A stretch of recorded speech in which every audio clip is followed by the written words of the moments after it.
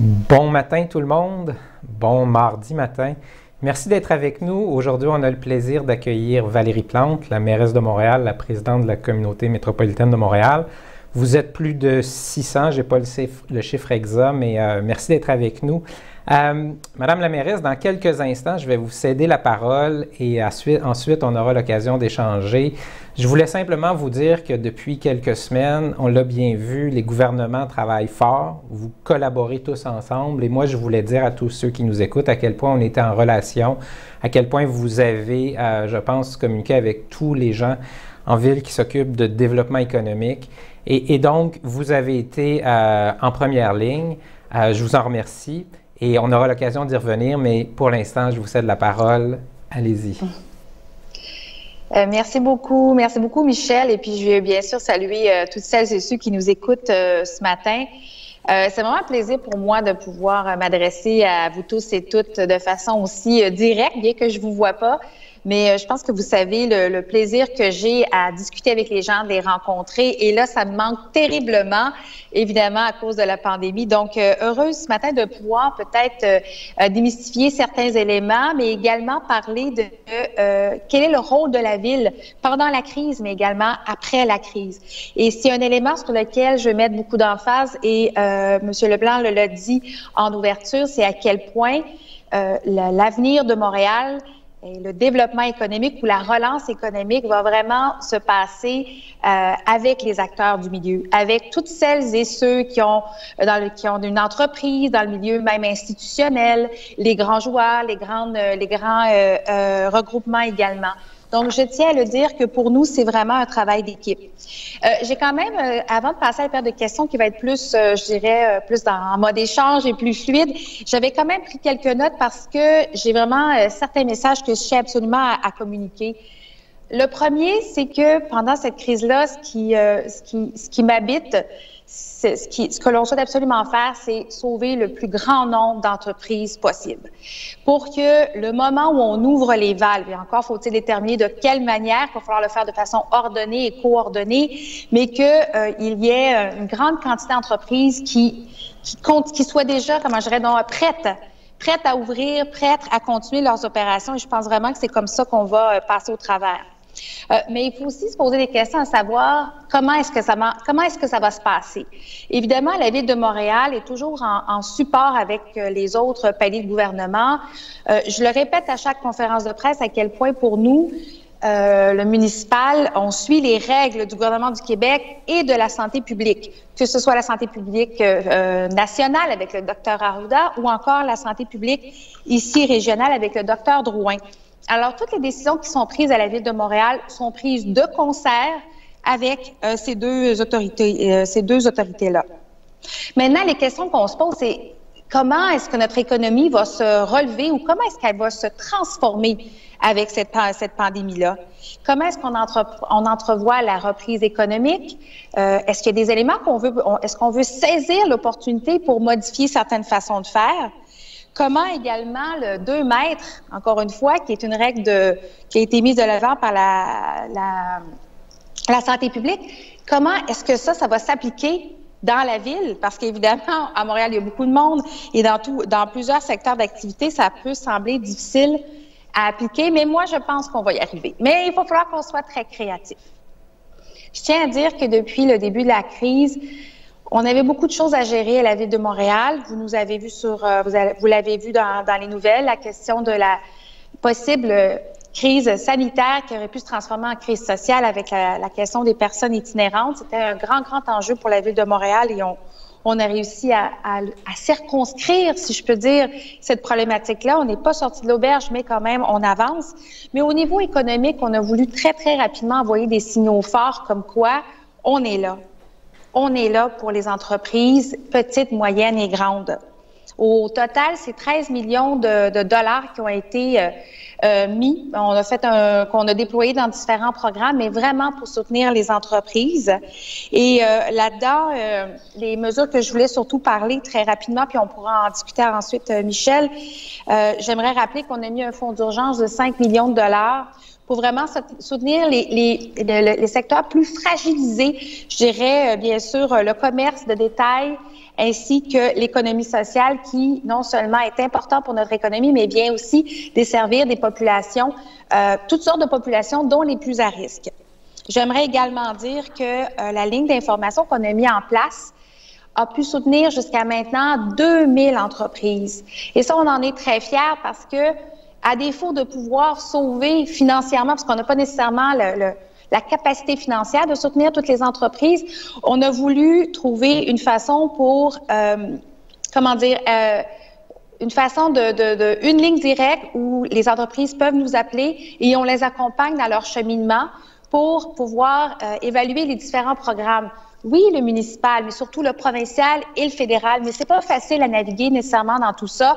On a de l'expertise, on comprend les différents milieux.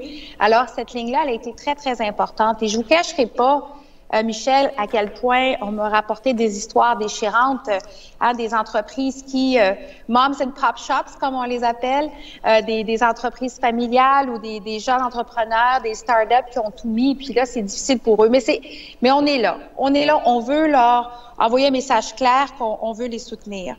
Alors, comme je disais, 2000 entreprises qui ont été suivies jusqu'à maintenant. J'aimerais également dire quelque chose dont je suis assez fière. On a lancé un fonds d'innovation. Pour l'instant, c'est 1 million, mais qui sait, peut-être que ça va faire des petits. On l'a appelé le fonds d'innovation parce que on s'en rend bien compte, et je pense que c'est la même chose pour plein de nos auditeurs, auditrices, c'est qu'il y a beaucoup d'idées. Les entrepreneurs continuent à réfléchir, à être innovants, et donc ce fonds d'innovation est là pour soutenir des idées qui popent et qui peuvent être très pratiques dans le moment actuel. Et le projet qu'on a déjà commencé à soutenir, c'est celui de livraison urbaine. On se rendait compte qu'il y avait plein de petites entreprises qui pouvaient demeurer ouvertes, n'avaient pas la capacité ou n'avaient pas déjà un système de livraison parce qu'ils ne fonctionnaient pas du tout là-dessus avant. Et donc, on a mis avec Jalon Montréal et les SDC, il y a dans Merci Hochelaga Maisonneuve, les Promenades Ontario, ainsi que la Plaza Saint-Hubert. On a travaillé avec eux pour que les petits commerces puissent s'inscrire et qu'il y ait un système de livraison à vélo centralisé. Et là, on sait qu'il y a d'autres SDC qui sont très intéressés et on s'en réjouit. Alors, j'aime beaucoup. Moi, ça me fait du bien, ce genre d'idée-là, parce qu'on voit que malgré les difficultés, malgré que c'est pas facile, il y a beaucoup de résilience et beaucoup d'innovation.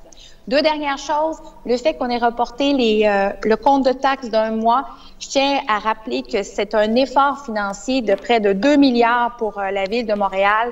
C'est, somme toute, très important. Et finalement, on a mis un moratoire de 6 mois pour les prêts offerts par PME Montréal. PME Montréal qui accompagne beaucoup d'entreprises ici sur le territoire. Alors, je voulais vous nommer quelques éléments parce que je pense que c'est important de rappeler que la Ville, bien qu'elle n'ait pas la même capacité financière que le provincial et le fédéral, est complémentaire et accompagne, on comprend bien notre terrain et surtout, on a la capacité de pouvoir compter sur des partenaires comme la CCMM.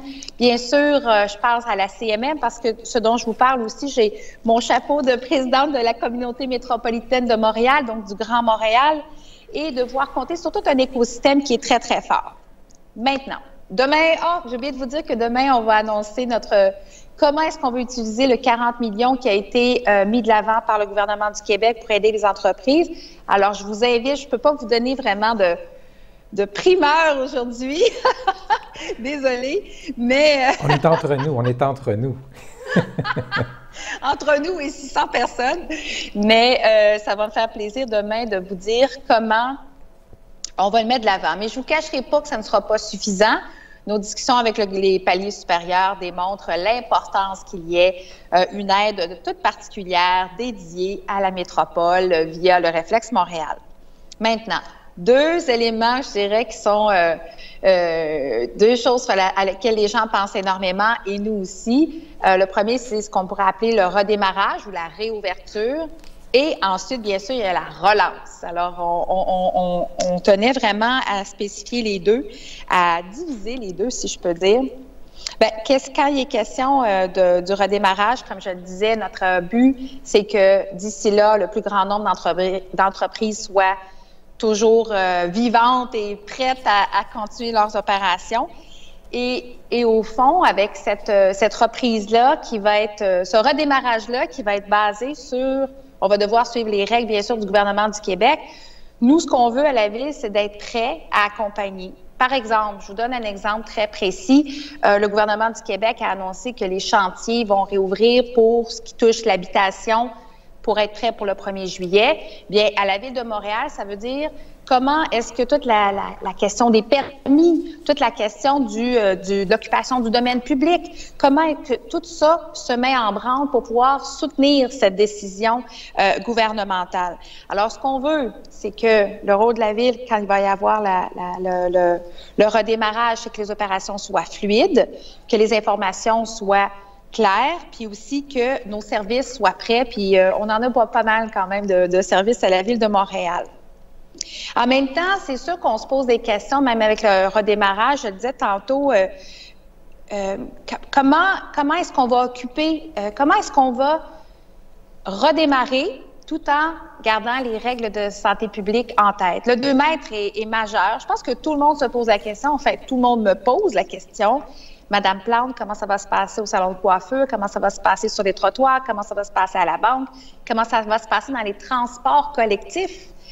Et ce sont toutes d'excellentes questions à lesquelles, bien sûr, on réfléchit. C'est, je dirais pas du cas par cas, mais chaque secteur est très différent.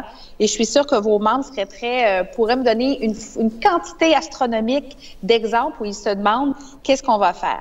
Alors, évidemment, nous, on se demande comment on va occuper tout le domaine public, la question des trottoirs versus les rues. Comment est-ce qu'on veut, comment on va adapter notre tissu socio-économique à cette nouvelle réalité-là, sur le court, sur le moyen et sur le long terme. Et je pense que ça amène des questions encore plus larges, à savoir comment est-ce qu'on va faire pour rendre notre ville plus résiliente sur le court, le moyen et le long terme. Alors, ça, c'est je tiens à dire que pour le redémarrage, on va bien sûr suivre les consignes du gouvernement du Québec et de la santé publique. Mais ça ne nous empêche pas de tout de suite penser à la relance. Et ça, je pense que c'est un sujet qui est sur toutes les lèvres. On se dit, OK, comment saisir cette opportunité-là pour, évidemment, faire en sorte que Montréal demeure cette ville qui est forte, qui est dynamique, qui, je le rappelle, avait une place très enviable par rapport aux autres villes canadiennes au niveau économique. En même temps, on est une ville qui est durement touchée en ce moment et qui a des défis majeurs. Alors, ce qu'on souhaite faire, c'est un plan de relance qu'on souhaite pouvoir présenter déjà, je dirais, début mai, mi-mai, pour vraiment avoir sur un horizon de 12 à 18 mois. Et ça, ce que ça implique, c'est d'une part des projets qu'on appelle en bon anglais, vous m'excuserez l'anglicisme, mais shovel ready. Alors, on a une liste de projets que l'on souhaite mettre dans la machine rapidement pour que ça serve de levier, bien sûr à l'économie, mais aussi que ça serve de levier pour les infrastructures de la ville et également des projets sur du plus long terme. Mais je vous cacherai pas que tout ce qui touche l'habitation, le transport collectif, nos grandes infrastructures vertes qui peuvent rendre le territoire plus résilient sont, selon moi, des occasions, sont des projets très, très porteurs qui pourraient mobiliser la population, mobiliser l'ensemble des secteurs et qui nous permettrait surtout de sortir la tête haute et très, très fière dans cette période difficile. Alors, en terminant, ce que je souhaite dire, c'est que la vision qu'on a, on va devoir la définir. On doit la définir avec l'ensemble des partenaires, dont bien sûr la CCMM et bien d'autres également. Et je pense qu'on a tout à fait, on a notre place au soleil. Montréal est une ville qui se démarque encore une fois en temps de crise par sa détermination, par son innovation, par sa solidarité. Et ça, je tiens à le dire, ça me touche à chaque jour. Et donc, à nous de créer cette vision commune pour notre plan de relance. Et là-dessus, on va pouvoir, pas tant repenser, mais continuer nos efforts pour reprendre notre vigueur, mais également se préparer à être plus résilient pour le futur. Ça ressemble à ça. Merci. Vous avez touché plein de sujets, j'ai plein de questions. Oui. On va essayer de préciser ces sujets-là. D'abord, on va juste commencer par parler de Montréal. Je dirais, Madame la mairesse, il est peut-être peut-être qu'on est rendu là à dire on a tenu le coup. Il y a eu une rumeur à un moment donné que Montréal pourrait être mis en quarantaine. Est-ce qu'on peut s'entendre que c'est définitivement écarté, cette possibilité-là? On peut regarder vers l'avenir? Écoutez, depuis le début, c'est le scénario dont on souhaitait ne pas parler parce que pour nous, c'était un dernier recours et bien qu'on était prêt, parce que c'est important de l'être, pour moi, ça n'a jamais été ce qu'on souhaitait. Alors, je peux vous dire aujourd'hui, à moins d'un retournement majeur, mais ça n'est absolument pas envisagé. Alors, c'est rassurant. C'est réglé. C'est réglé. On n'en parle plus. C'est la dernière fois que je vous la demande. Parlons de la ville elle-même. Vous avez... les gens, des fois, ne comprennent pas ce qu'est le rôle du gouvernement fédéral, le rôle du gouvernement provincial, le rôle de la ville. Ouais. Évidemment, tout le monde n'est pas un spécialiste du partage des pouvoirs. Comment vous avez défini ce qui était le rôle de la ville et qui était complémentaire, vous l'avez dit, à ce que les deux autres paliers peuvent faire? Bien, c'est vrai que pour souvent, la population, c'est pas facile de se démêler dans tout ça, mais je pense qu'on peut voir un peu au niveau fédéral, évidemment, c'est surtout de façon très large, des énormes sommes d'argent, entre autres pour nos travailleurs, travailleuses, toute la question des ressources humaines, du chômage et tout ça.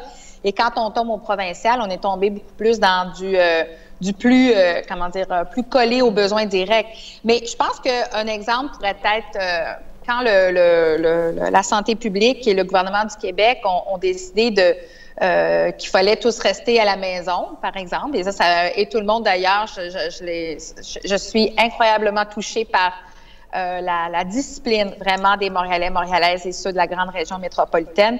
Quand ils ont décidé de fermer tous les secteurs, de tout fermer, bien, nous, il a fallu qu'on s'adapte comme municipalité. Et je pense qu'un bon exemple serait en fin de semaine passée, on se rendait compte que malgré la bonne volonté de la population de suivre le 2 mètres, sur certains artères où il y a tellement de monde, même, je parle au plateau Mont-Royal, par exemple, on va sûrement reproduire ça ailleurs, on a décidé d'élargir le trottoir pour permettre à la population de faire la file pour aller dans les commerces essentiels. Alors, je pense que ça montre, la ville, on est beaucoup dans le domaine public, les rues, les programmes, quand je dis qu'on veut conserver le plus grand nombre d'entreprises en vie, on est là pour les appuyer à aller chercher tous les programmes possibles, toutes les sources de financement possibles et que quand on va ouvrir les commerces, nous, on va pouvoir dire, OK, on est prêt, voilà vos permis, voilà l'occupation du domaine public. On est vraiment, nous, en soutien face aux grandes décisions du gouvernement du Québec. Madame la mairesse, je vous dirais que même mon fils de 9 ans m'a dit ça pendant la crise. Il a dit à un moment donné, « Papa, c'est une bonne période pour réparer les rues, il n'y a personne dans les rues. » Dites-moi... Voulez-vous que je réponde à ça? Bien, la question, elle est celle-ci. J'imagine que vous avez vous-même mis vos employés dans des mesures sanitaires qui ne permettaient pas de tout faire. Est-ce que dans les prochaines semaines, on peut envisager que la Ville, de son côté, va repartir ses chantiers? Qu'est-ce qui se passe avec la rue Sainte-Catherine, avec tous ces chantiers qui étaient déjà en mouvement? Comment vous voyez l'évolution des choses?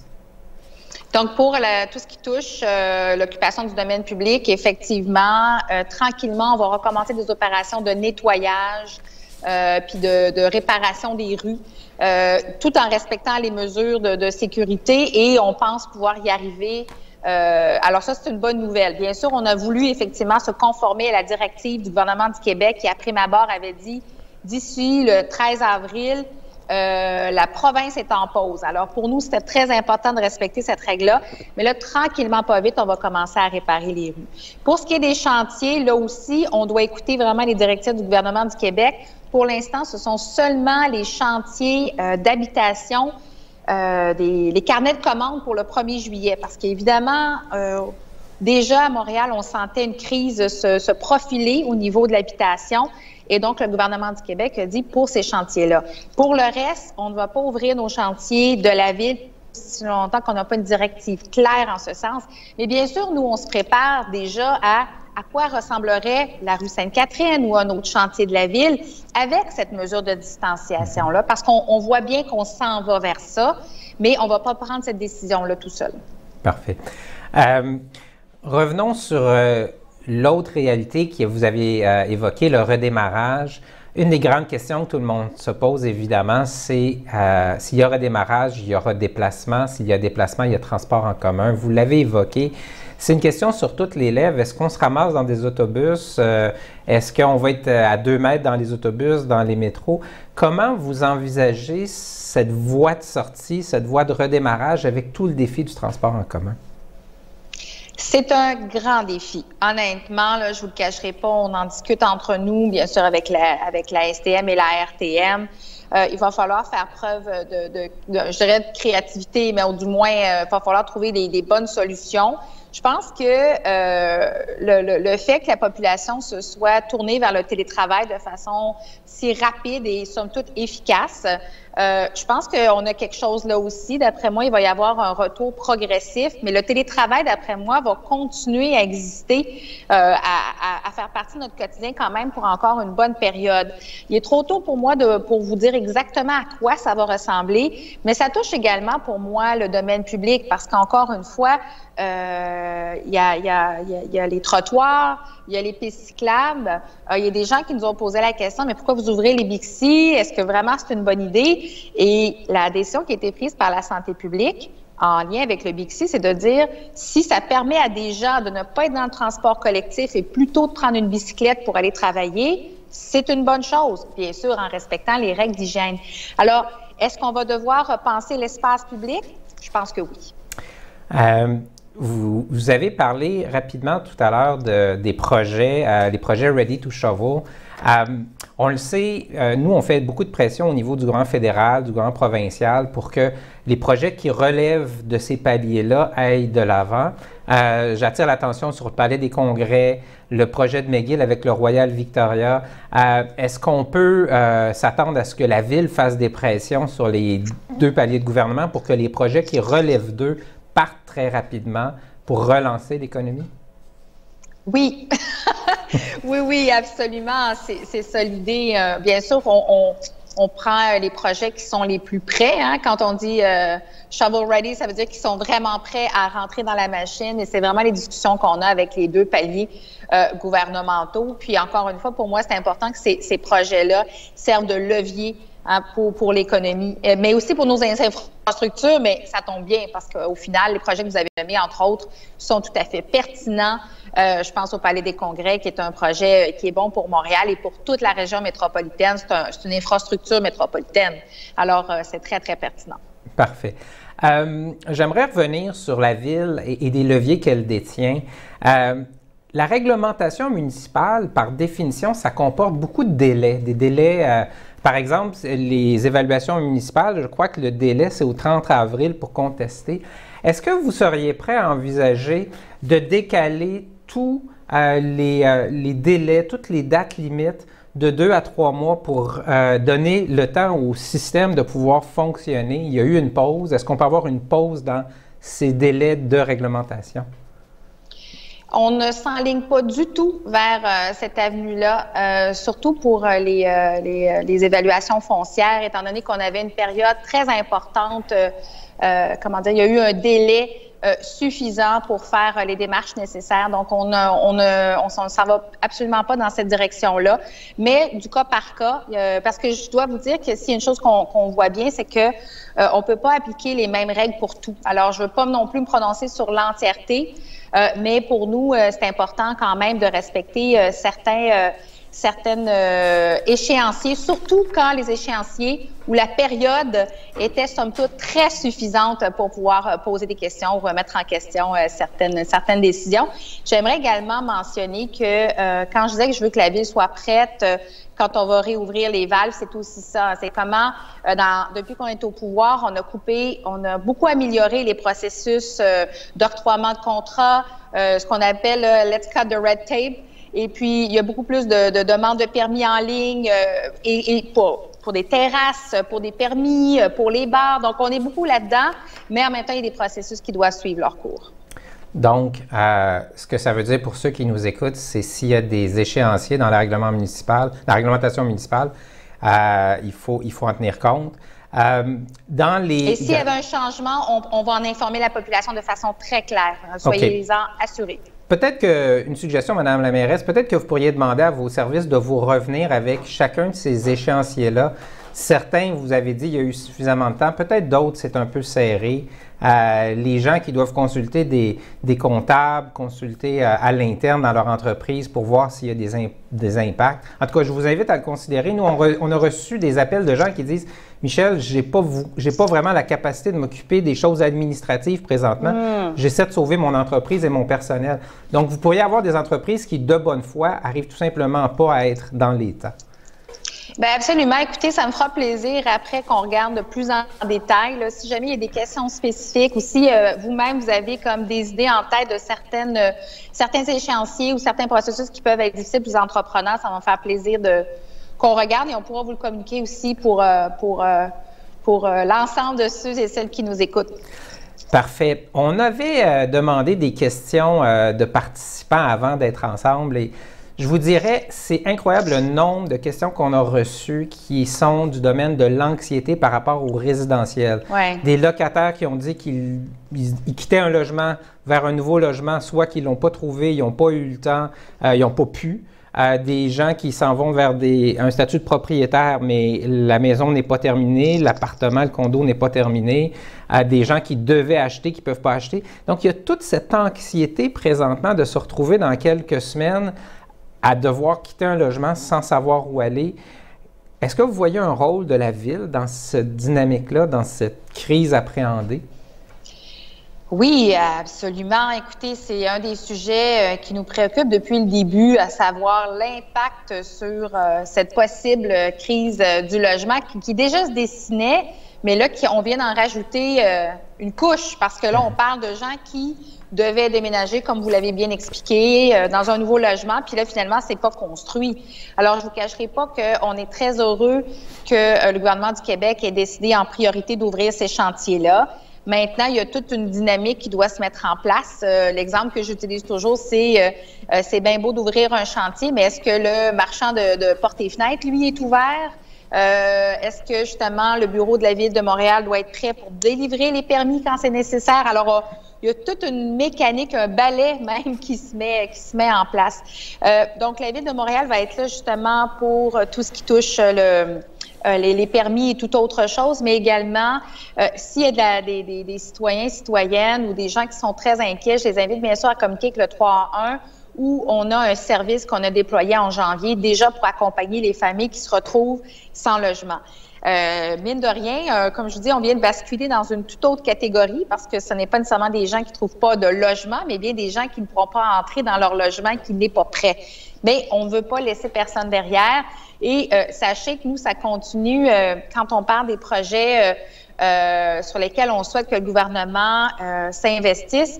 La construction de logements abordables et sociaux, selon moi, fait partie de la catégorie des projets qui doivent être mis de l'avant parce que les besoins sont grands. Et je ne vous cacherai pas que la pandémie a révélé tout un pan, toute une nouvelle catégorie de personnes qui, auparavant, n'étaient peut-être pas dans la pauvreté, n'étaient peut-être pas dans la précarité, mais qui viennent de basculer. Alors, moi, je continue de dire que si Montréal veut s'en sortir forte, c'est au niveau économique, mais c'est aussi au niveau social. Madame la mairesse, une solution qui a été évoquée devant moi par 3 personnes récemment, c'était toute la capacité de nos hôtels. On a tous ces espaces qui sont disponibles, donc peut-être qu'on pourrait essayer de trouver des solutions si des gens se retrouvent à devoir quitter des logements. En attendant. Donc, on pourrait examiner ça, mais assurément, il y a beaucoup de capacités hôtelières en ville pour accommoder des gens pendant quelques semaines, le temps que, évidemment, il faut pouvoir entreposer ces biens, là, mais on verra trouver des solutions. Je veux juste rassurer les gens. Mais on sera là pour les accompagner, absolument. Il y a beaucoup d'anxiété là-dessus. Bien, je vous comprends. Je pense que notre première préoccupation, c'est se loger et se nourrir. Là. Donc, si on n'a plus de toit, c'est très insécurisant. Mais la Ville, on va être là pour les accompagner. J'invite vraiment, là, si les gens se disent « ben, c'est pas pour moi ce service-là », faites le 311, ne serait-ce que pour nous aider à bien documenter et pouvoir trouver les bonnes solutions pour le 1er juillet. Très bien. Un autre, je dirais, domaine où on a reçu beaucoup de questions, c'est le domaine de la culture du divertissement. Évidemment, c'est un choc majeur, suspension complète de tous les festivals, toutes les activités publiques, les cinémas sont fermés, les tournages sont arrêtés. Bref, Les travailleurs du milieu culturel sont inquiets, mais la population en général se pose des questions aussi. Première question qui nous est posée, puis je la pose très directement. Est-ce que la Ville pourrait soutenir directement des organismes culturels, des travailleurs de la culture à Montréal qui sont très fragilisés présentement? Je ne vous cacherai pas que ça serait difficile, mais nous, ce qu'on a décidé de faire pour le moment, c'est bien sûr d'honorer tous nos contrats. Tous nos engagements financiers, on va les honorer. Donc, pas question de ne pas financer le festival ou les différents festivals qui, malgré le fait qu'ils soient annulés, nous, on va honorer nos engagements. Mais bien sûr, c'est là où on a absolument besoin de la part du gouvernement du Québec et du fédéral pour envoyer un message très fort comme quoi nos artisans culturels, nos grandes institutions, vous l'avez dit, cinéma, on pourrait parler des théâtres, je veux dire, tout le monde est affecté. Donc, on a définitivement besoin de l'aide du gouvernement du Québec. On travaille beaucoup avec le Conseil des arts de Montréal pour essayer de trouver des solutions qui pourraient être du financement direct. Je pense qu'en ce moment, que ce soit pour la culture ou pour tous les autres domaines, c'est sûr que la Ville de Montréal va revoir ses programmes pour voir si c'est la bonne chose à faire. On parle de la culture, mais je pourrais vous parler du programme des artères en chantier. Vous savez, on a mis ce programme-là en place pour aider les commerçants pendant des chantiers qui durent longtemps. Mais pour l'instant, c'est de l'argent qui est disponible. Peut-être qu'on va décider que non, là, c'est plus ça la priorité, ou du moins, on en garde un peu pour ça, mais peut-être qu'on va l'investir directement dans le fonctionnement. Alors, on est en train de revoir tous nos programmes pour décider qu'est-ce qui est nécessaire, parce que je le répète, je veux que les entreprises restent en vie et que ce soit des entreprises d'économie sociale, des entreprises culturelles, quelles qu'elles soient, je souhaite qu'elles demeurent en vie.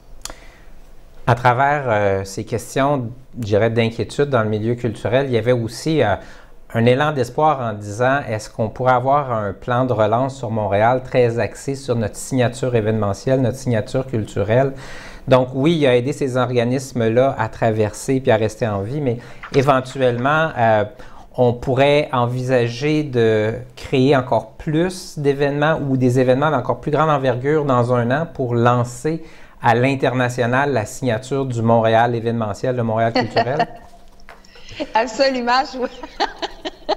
Je rigole parce que c'est un sujet dont on parle quand même de temps en temps parce qu'on trouve tellement que Montréal, elle est belle, les gens l'aiment et on veut que cette signature-là soit diffusée et que ça a un impact positif. Donc, oui, tout à fait. Même que pour nous, on souhaite vraiment pouvoir dans la mesure du possible, pouvoir faire un événement, un grand événement qui va rassembler différents acteurs de la Ville de Montréal, quelque chose qui va célébrer la relance. Pas demain matin, parce qu'on n'est pas là du tout avec nos mesures de distanciation, mais oui, je vais dans le même sens que vous. Il me reste 2 questions, il nous reste quelques minutes. J'en ai une très philosophique, puis une très terre-à-terre. Allons-y avec la philosophique. Les grandes villes du futur, on les voit des villes denses, on les voit des villes de mixité urbaine, des villes qui sont sillonnées de transports en commun, des villes avec des espaces publics rassembleurs de grande qualité. Ça, c'est la vision qu'on a. Et on fait face à une pandémie qui amène les gens à vouloir être chez eux, idéalement peut-être avec un jardin, idéalement peut-être en se transportant en voiture individuelle ou pas en tout cas dans des transports en commun bondés. Des gens qui peut-être présentement se questionnent, est-ce que je veux vivre dans une ville dense? New York étant l'archétype de l'impact négatif que ça peut avoir une pandémie dans une ville très dense. Est-ce que ça affecte votre vision à vous du Montréal du futur? Qu'est cette pandémie présentement? Je trouve que la pandémie actuelle, comme pour moi, ça m'amène à plus que jamais réfléchir à qu'est-ce que ça veut dire pour une grande ville d'être résiliente. Qu'est-ce que ça veut dire, mais pratico-pratique, là. On le voit présentement, on suit les règles du gouvernement qui nous dit allez prendre un petit bol d'air, mais on se rend compte que pour plein de gens, un petit bol d'air, ça veut dire de ne pas respecter les règles. À côté de ça, on a des voies d'automobile où il n'y en a pas parce qu'évidemment, tout le monde est à la maison. Donc, le partage de l'espace public, la façon dont on devrait avoir un plan, si ça devait se représenter. Et je ne vous cacherai pas que tout ça est lié aussi à comment le système, le réseau de la santé va réfléchir à comment s'organiser si ça se reproduit. On est là-dedans, là. On est dans du court, mais aussi du très long terme. Alors, pour moi, je comprends la préoccupation, puis ce que vous dites est tout à fait vrai. mais ça va nous amener, je pense, à devoir être beaucoup plus résilients, développer notre système, d'être plus autonome. Puis ça, je pense qu'au niveau économique, la question de la résilience, on l'a entendu beaucoup ces derniers temps. Est-ce que c'est normal qu'on dépende autant des marchés extérieurs pour certains biens, certains éléments, comme par exemple du matériel médical? Alors, je pense qu'on a une grande réflexion de société, mais pour les villes, la question de l'occupation de l'espace public et notre façon de travailler, télétravail, travail physique, la façon dont on fait les réunions, je pense que tout le monde maintenant sont rendus des experts de Zoom et d'autres modèles de rencontres. Alors, je trouve que c'est très intéressant ce qui se passe. Et je ne veux pas avoir l'air de dire que je ne suis pas positive parce que ça m'affecte comme tout le monde, mais on a une occasion à saisir pour réfléchir à quoi les villes du futur vont ressembler. Bien, d'ailleurs, nous, on a déjà commencé dans le dossier du transport en commun à réfléchir comment on va essayer de convaincre les entreprises de modifier les horaires de travail de façon beaucoup plus systématique au retour pour éviter que tout le monde se déplace en même temps. Donc, absolument. Oui, il y a le télétravail qui est une solution, mais il y a aussi toutes les entreprises doivent revoir. C'est pas nécessaire de travailler systématiquement de 8 heures à 4 heures ou de 9 heures à 5 heures. Là, on peut changer ces choses-là. Oui, on a vu que ça marchait. Ben oui, oui. Une dernière question, beaucoup plus terre à terre. La crise, c'est un choc pour les entreprises, c'est un choc pour la ville également. À Vancouver, le maire de Vancouver a demandé au gouvernement de la Colombie-Britannique un octroi de 200 millions de dollars, non pas pour transférer aux citoyens ou aux entreprises, mais simplement parce que Vancouver a des besoins comme ville. Est-ce que dans la situation actuelle, vous avez l'impression que vous êtes en plein contrôle des finances publiques de la ville et est-ce que vous avez l'intention de demander une aide additionnelle pour la ville, cette fois-ci, au gouvernement du Québec ou au gouvernement fédéral? Écoutez, oui, nécessairement, ce qu'on s'est rendu compte dans cette crise-là, c'est que la ville est un peu comme une grande entreprise. C'est 28 000 personnes. Nous, on a fait le choix de conserver les gens dans leur poste autant que se peut via télétravail ou sinon avec d'autres tâches. On a des employés de la ville qui sont, par exemple, à Moisson-Montréal ou dans d'autres secteurs. Et donc, nos pertes sont majeures, tant, si je peux dire, au niveau des opérations. Je pense que les gens voient bien qu'on n'a pas commencé le nettoyage encore. On parle des événements culturels. Écoutez, c'est majeur les pertes qu'on va avoir. Et n'oublions pas que le municipal est tenu par la loi. On ne peut pas faire de déficit. Ce qui nous met un poids supplémentaire parce que moi, ce que je ne veux pas, c'est couper dans les services aux citoyens et citoyennes et m'empêcher d'avoir les coups des franches pour relever l'économie puis qu'on ressorte encore plus fort. Alors, à l'instar de la ville de Vancouver, Montréal, en tant que métropole, en tant que locomotive économique du Québec, a besoin de l'aide de ses gouvernements, a besoin d'une dose d'amour parce qu'en plus, on est la ville la plus touchée au Québec. C'est ici où les défis au niveau du transport collectif et de la gestion de l'espace public sont les plus grands. On a définitivement besoin des moyens nécessaires pour se relever encore plus fort. Bien, merci, Mme la mairesse. On va faire écho à ce besoin-là. Les gouvernements nous consultent souvent. Et la chose qu'on a dit depuis le début, c'est qu'il faut aussi que les appareils municipaux, et surtout à Montréal, puissent fonctionner pleinement. Donc, on va vous soutenir là-dedans pour s'assurer que Montréal est bien appuyé. J'en profite, permettez-moi de faire un petit peu de publicité parce que c'est ce genre de discussion-là, ce genre d'échange, à mon avis, est très utile. Et je vais attirer l'attention de tout le monde que le 20 avril prochain, on aura Catherine Loubier, qui est la déléguée générale du Québec à New York avec nous. Donc, le 20 avril, ça va être l'occasion de parler de la reprise américaine et de son rythme, peut-être de la réalité de New York et éventuellement peut-être quelques questions sur la politique américaine. On verra jusqu'où Mme Loubier veut aller. On aura le 23 avril Christian Letourneau et notre ancien premier ministre Philippe Couillard qui est rendu chez Dentons, qui vont parler de la pandémie, mais de ses suites aussi. Et j'invite tout le monde à regarder sur le site de la Chambre. On a plusieurs services pour les entreprises, des services d'information, mais des services d'accompagnement aussi. Allez voir sur le site de la Chambre. Il y a énormément de demandes, mais on est très heureux, très fiers avec la Ville, avec tous les intervenants autour. Je pense que le dispositif répond très bien. Et Madame la mairesse, je vais terminer donc en vous rendant hommage Je pense que pour nous tous, c'est une première crise dans notre vie de cette nature, mais je pense qu'ensemble, on fait bien les choses et quand on se compare à d'autres villes du monde, je trouve qu'on s'en tire pas trop mal. Alors, je vous remercie, Madame la mairesse. Merci beaucoup pour l'invitation. Ça me fait très plaisir. Merci. Bonne matinée à tout le monde. À bientôt. Bonne journée.